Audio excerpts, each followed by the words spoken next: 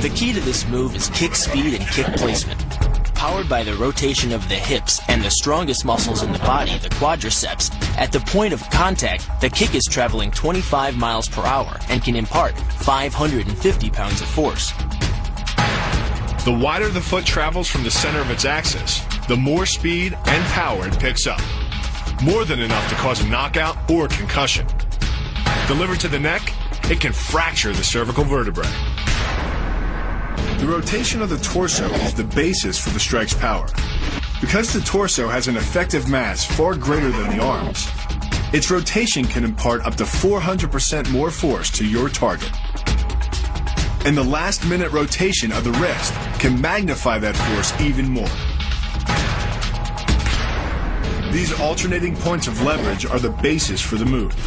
Locking the hands high behind the shoulder blades puts you in control of your opponent's center of mass, which in turn negatively affects his conditional stability. Dropping the hands behind the lower back and driving your chin into the chest further disturbs his center of mass and makes resistance from this position nearly impossible.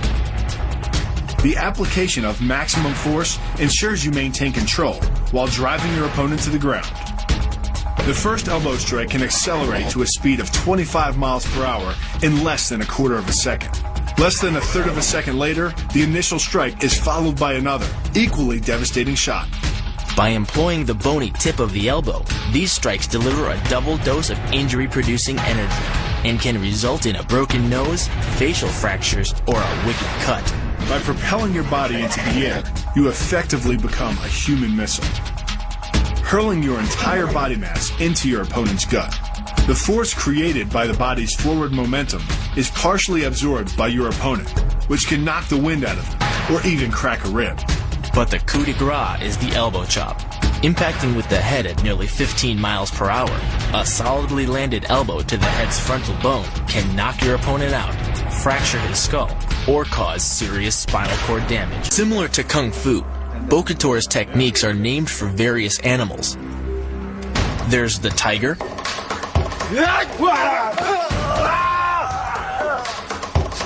the snake, and the elephant. Wow. It's elephant. With the combined momentum of your forward step, the twist of your torso, and the swing of the rifle, the butt stroke can strike your opponent at over 18 miles per hour, carrying well over 550 pounds of force. That's enough to drive a 16-penny nail through nearly 2 inches of pressure-treated wood.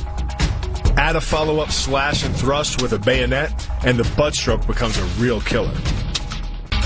But the real damage from the knee bar doesn't come from gravity. It comes from leverage. Once the knee is locked, your hips act like a fulcrum, and his leg acts like a lever, multiplying any force you apply. So even though the ligaments and tendons around the knee can sustain 1,700 newtons of force, the knee bar can load a lot more than that, enough to completely destroy the joint. To do that, the Marine pushes his opponent at a location above the center of mass, while using his sweeping leg to create a tripping point, which is below his opponent's center of mass. Once the loss of stability has occurred, gravity does the work, and the damage. On the ground and on his back, your opponent is now vulnerable to any number of finishing strikes. Working much like a nutcracker, your forearm and biceps apply pressure to your opponent's carotid arteries. Located on either side of the trachea, these two arteries are the only way to get blood to the brain. It can take less pressure than squeezing an orange to stop the flow of blood to the arteries. And with no blood flow, the brain shuts down almost instantly. Fight over. By taking control of your opponent's leg, you turn his hip into a pivot point. And there are two forces being imparted about the pivot point, one by the arm above and one by the sweep below. These forces act as a couple, resulting in your opponent's rotation that slams him right to the deck. And given the speed of rotation and the force of gravity, that impact could cause permanent injury.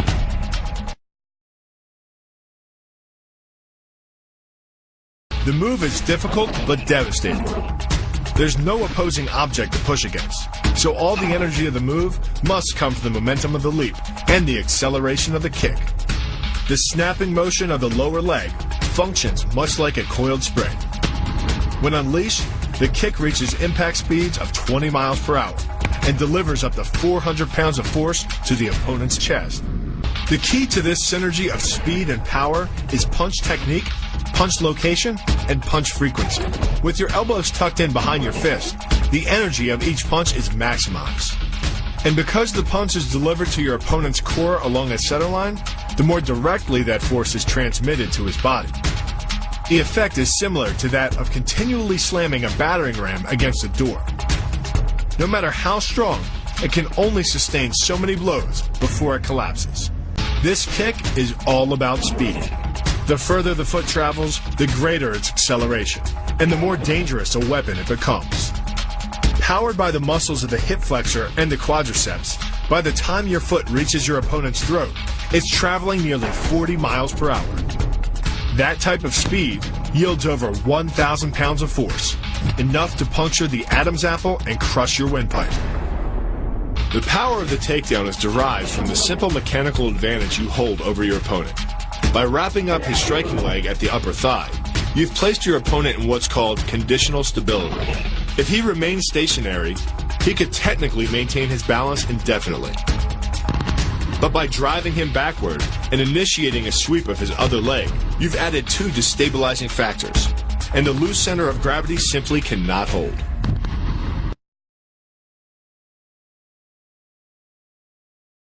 The key to the double is to hit your opponent below his rib cage, which knocks him off his center of gravity. Wrapping your arms around his legs prevents him from regaining it. Your forward momentum, coupled with the upward thrust of your hips, gets your opponent airborne. Driving him to the mat can yield over 3,000 pounds of injury-producing force. That's like dropping a 20-pound bag of cement off a 9-foot ladder onto someone's chest. The key to the sprawl is sliding your legs backward, while leaning in and locking your hips at the same time. This forces your opponent's center of mass beyond its stability zone. Coupled with the downward thrust of your forearms, he's now supporting your entire upper body with the back of his neck and head, which leaves him face down on the mat, vulnerable to any number of attacks. The power of this move comes from the spin. Like the wrecking ball at the end of a demolition crane, the power is generated by the rotation of the body. In conjunction with the snap of the knee, the foot achieves a velocity of nearly 30 miles per hour. When the heel connects with the solar plexus, it transfers 1,400 pounds of force, enough to damage internal organs and fracture multiple ribs. First and most important thing in playing guard in MMA is not having the space here. This space is bad. He could punch me here. All moves from the guard use your legs to control your opponent. Normally, having a 200-pound fighter laying on top of you doesn't sound like a good idea. But for jiu-jitsu guys, like Eddie, this is exactly where you want to be. You must break down your opponent. The guard that I developed looks like this. From guard, Eddie demonstrates a nasty submission move, the triangle choke. This move is believed to have been invented in Japan, circa 1150 AD, by the samurai of the Kamakura shogunate. Despite its age, it's still a move that's effective in modern MMA. And it's a move Rico's sure to try in our fight. It's something I definitely need to learn. You initiate the triangle by encircling your opponent's head with your right leg,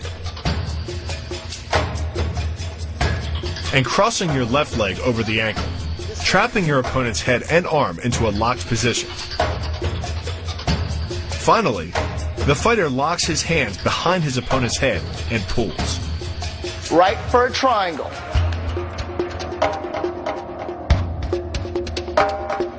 The move gets its power from the pressure exerted by your legs. The first leg imparts pressure to the carotid artery. The second leg, working in conjunction with your arms, optimizes that pressure, transforming you into a human vice grip. If your opponent doesn't tap out, he'll pass out. Much longer and permanent brain damage can ensue. The armbar is a combination of two levers. while your legs push up on your opponent's neck, your arms apply downward pressure to his trapped wrist. The opposing forces turn the elbow into an ad hoc fulcrum point. The armbar can result in a complete destruction of the elbow's articulating structures.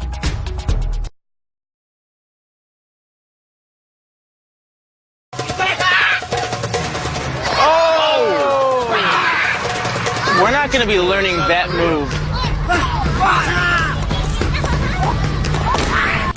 The tornado kick is a study in controlled chaos. A quick spin confuses your opponent.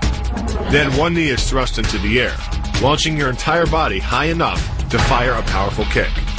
The momentum generated by your body weight rotating freely, combined with a powerful hip thrust, creates a devastating blow of over 700 pounds of force upon impact. More than enough to permanently damage the hyaline cartilage that protects the larynx and spinal cord. What makes this combo so effective is the momentum behind it. Powered by the running start and the most powerful muscles in the body, the quadriceps, the initial kick lands at 15 miles per hour. The second kick creates 3 times the injury-producing energy as the first, delivering over 650 pounds of force. That's like taking a shot from a sledgehammer to the face. More than enough to score a knockout and rearrange some facial features. The axe kick draws its power differently than most kicks. Once your foot reaches the apex above your opponent's head, your body's momentum, combined with the ease of downward acceleration due to gravity, can reach speeds over 20 miles per hour. That's enough to generate more than 550 pounds of force at the point of impact, easily breaking the nose or shattering the clavicle.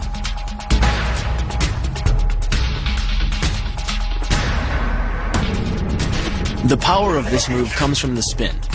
The rotation of the torso, combined with the foot at the extremity of that rotation, generates speeds of over 20 miles per hour. By the time the heel connects with the solar plexus, it is traveling 60 miles per hour and transfers over 450 pounds of force, enough to break ribs and even damage internal organs.